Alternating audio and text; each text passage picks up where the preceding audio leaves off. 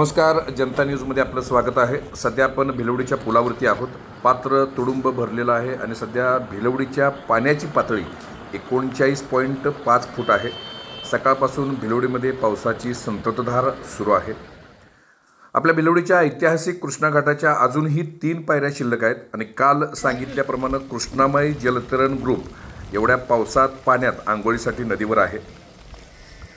काल रात्री 38 फुटांची असलेली पातळी आज 39.5 फुटावर आहे। म्हणजे रात्रीमध्ये 1.5 फूट पाणी वाढलेलं आहे आणि संभाव्य पुराची शक्यता लक्षात घेऊन प्रशासन, ग्रामस्थ आणि व्यापारी अलर्ट आहेत।